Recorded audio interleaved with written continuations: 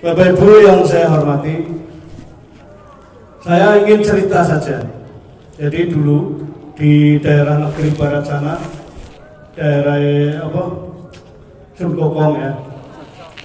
Di negeri barat sana dulu pernah ada seorang orang tua yang sebetulnya dia itu mempunyai derajat yang tinggi di sisi Allah Subhanahu wa taala.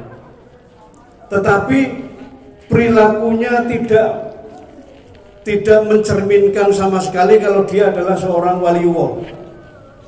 Jadi ketika di lingkungan orang-orang tukang becak, dia mampu melepas bajunya kemudian menjadi satu dengan orang-orang tukang becak.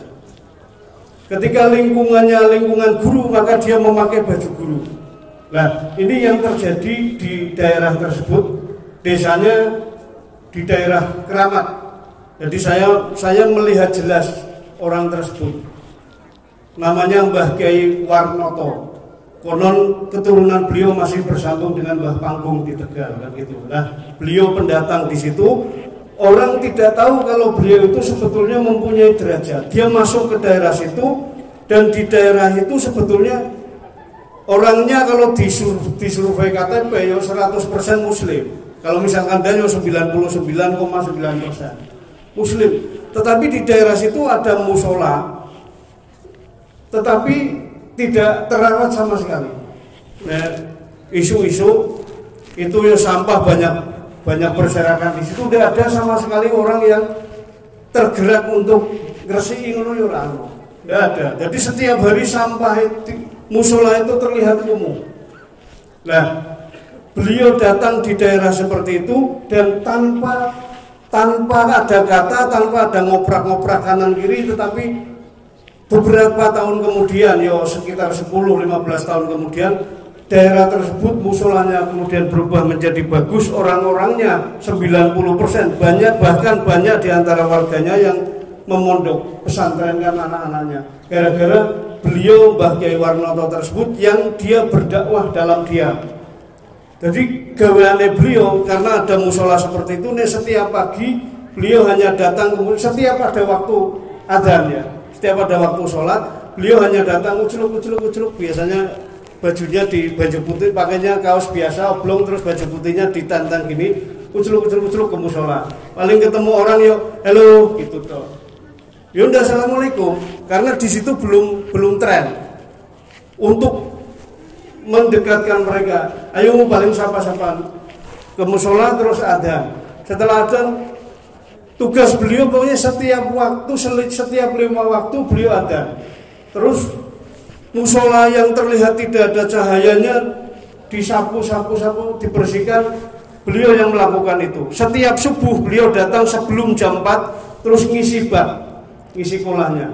Itu yang beliau lakukan setiap hari. Ono wong sholat yo pakai air yang beliau isi, kalau enggak yo anak-anak main enggak masalah. Yang penting setiap pagi beliau yang isi. Itu toh tidak pernah beliau ngomong ayo kudu sholat ayo, enggak pernah. Apalagi mulai ngaji enggak. Hanya itu yang beliau lakukan bertahun-tahun.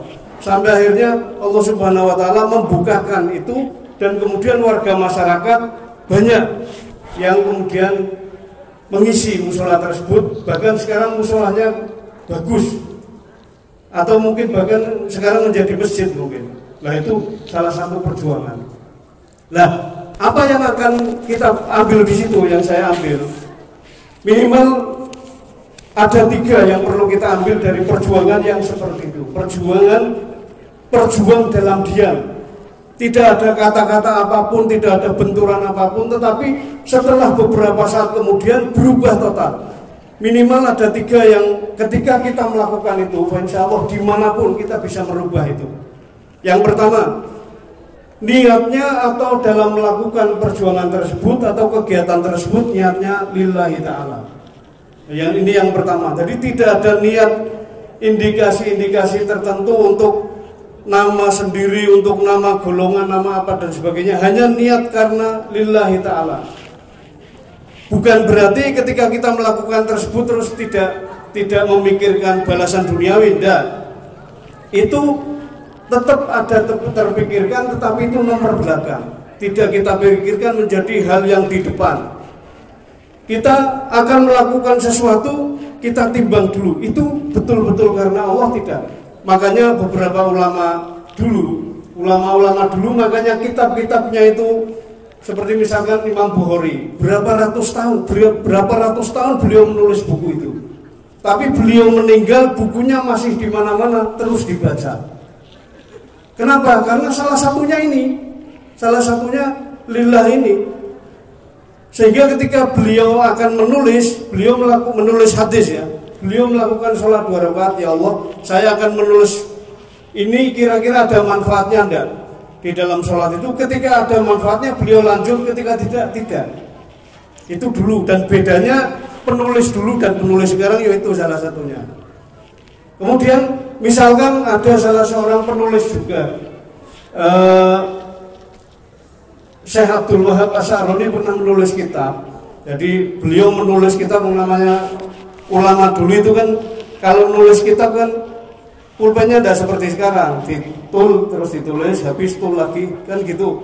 Lah beliau menulis kitab, setelah lama ternyata daerah tersebut yang belum pernah terjadi hujan deras sampai akhirnya banjir. Manuskrip tulisan yang sudah beliau tulis sebagian terbesar hilang, terbawa banjir itu. Maka kemudian beliau menangis dan hanya berdoa kepada Allah, ya Allah Gusti, sudah bertahun-tahun. Yang namanya nulis kitab zaman dulu itu tidak seperti sekarang, beberapa bulan jadi tidak. Lama menulisnya aja lama. Ya Allah, saya sudah niat menulis ini sejak lama. Niat saya pada saat itu adalah untuk memperbaiki generasi saya sesudah saya. Tetapi Engkau lebih tahu ya Allah, nek tulisan saya itu ada manfaatnya untuk besok generasi kelak, dan nulisnya saya ini karena Engkau ya Allah, nek benar-benar itu tolong kembalikan naskah-naskah saya. Di dalam cerita itu betul-betul nyata ini. Semua kertas yang sudah hilang, semua di arah manapun kembali. Kayak film kayak dari sana, padahal yang seharusnya apa sih? Harusnya ke sana kembali karena pertolongan Allah itu. Ya ini lilahnya ini yang bicara. Itu betul-betul kejadian, dan ternyata kitabnya sampai saat ini kita baca. Nah itu dulu lah. Untuk kita, ini yang pertama, niat lilahnya lebih besar daripada yang lain. Nah ini yang perlu kita perbaiki sekarang ini. Coba kita berkaca pada diri kita sendiri. Kalau ini sudah, yang kedua, niat yang kedua ketika kita ingin melakukan hal yang bisa merubah dimanapun, yang kedua adalah untuk kebaikan yang kita ingin rubah, untuk kebaikan mar'u kalau para pendakwah, kalau misalkan di sini untuk kebaikan sekolah, untuk kebaikan rumah sakit, untuk kebaikan apa. Jadi bukan untuk kebaikan kita, tapi untuk kebaikan yang kita ingin rubah. Itu lah. Kita tidak memikirkan sesudah ini kita akan mendapatkan sesuatu, enggak. Kita tidak memikirkan itu urusan nanti. Nah ketika kita sudah bisa melakukan hal yang seperti ini dimanapun, insya Allah kita akan bisa merubah tersebut, dan bukan kita yang merubah tersebut, tapi keberkahannya daripada yang kita lakukan tersebut dengan pertolongan Allah Subhanahu wa Ta'ala. Yang ketiga, dari kisah tersebut yang beliau hanya tidak terlalu banyak kata-kata, tetapi hanya dalam diam kemudian bisa merubah, adalah juga yang ketiga ditirakati. Jadi kita tidak seperti hanya datang terus melakukan hal-hal katakanlah mau itu dan sebagainya terus baru pelencing tinggal, itu enggak. Tetapi sesudah itu ditirakati. Minimal tirakat pada saat sholat 5 waktu kita sebut itu. Ya Allah, mudah-mudahan ini bisa berubah. Ya Allah, mudah-mudahan anak saya yang dulu nakal bisa berubah. Ya Allah, mudah-mudahan santri-santri saya bisa berubah. Makanya contoh-contoh di pesantren ini banyak kiai-kiainya yang mentirakati seperti itu. Salah satunya di Pondok Pesantren Buntet, mbah kiainya itu melakukan puasa tirakat 12 tahun. Ya kecuali hal-hal hari-hari yang dilarang puasa jelas. Terus diniati 4 tahun untuk berpuasa untuk dirinya sendiri, yang 4 tahun untuk mempuasai anak-anaknya, yang 4 tahun diniati untuk mempuasai santri-santrinya, diberikan kemudahan dengan barokah puasanya beliau. Maka orang-orang yang kesana hampir sebagian terbesar di samping mudah untuk belajar, juga sesudah pulang ke rumah bisa berkiprah. Contoh lagi yang di Pondok Lirboyo bagi Abdul Karim sama tirakatnya keras. Nah itu salah satunya juga kenapa buat para kiai kok anaknya kemudian kiai ini menonton saja nih. Setelah beberapa tahun kemudian anaknya baik sendiri. Itu kenapa? Karena ditirakati. Minimal pada saat istrinya hamil, konon ini yang membeberkan juga Gus ini kiai.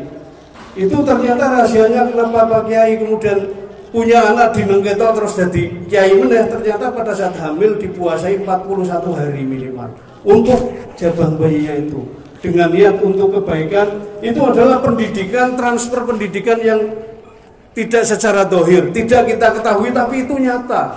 Itu akan mengubah pada saatnya ditirakati. Nah, dimanapun kita berada termasuk di sekolah ini, salah satunya minimal karena kita sebagai guru kita memberikan pelajaran-pelajaran secara dohirnya, kemudian di belakangnya ditirakatinya itu ada. Ditirakatinya itu banyak dengan macam apapun terserah. Minimal adalah minimal ini. Setelah setiap pada sholat 5 waktu kita cawal juga. Ya Allah, mudah-mudahan murid-murid saya bisa memanfaatkan ilmu yang sudah saya transfer. Ya Allah, mudah-mudahan murid saya bisa menjadi orang yang baik. Minimal itu saja. Kalau enggak, setiap malam pada saat sholat malam kita cawel. Itu yang insya Allah di samping, padahal setiap kali kita berdoa juga di samping kita ada manfaatnya untuk orang lain, kita juga mengambil manfaat. Misalnya minimal kita mendapatkan pahala dari Allah Subhanahu wa taala. Kan itu. Nah, ini ternyata hal-hal yang tidak kita perhitungkan, tapi banyak tangan yang akan membantu kita yang tidak kasat mata. Terutama Allah Subhanahu wa taala dan para malaikatnya itu akan membantu ketika kita melakukan hal-hal yang seperti ini.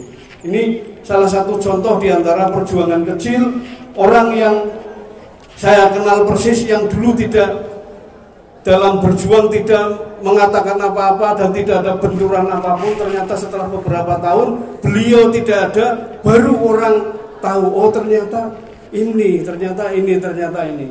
bisa merubah meskipun kita tidak mengeluarkan satu kata apapun. Nah, mulai dari ini kita sudah mengajar.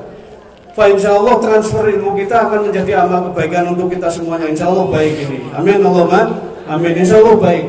Nah, kalau misalkan belum baik, mari kita sambil jalan kita rubah niat kita yang dari dalam. Lillahnya harus dimunculkan lebih tinggi.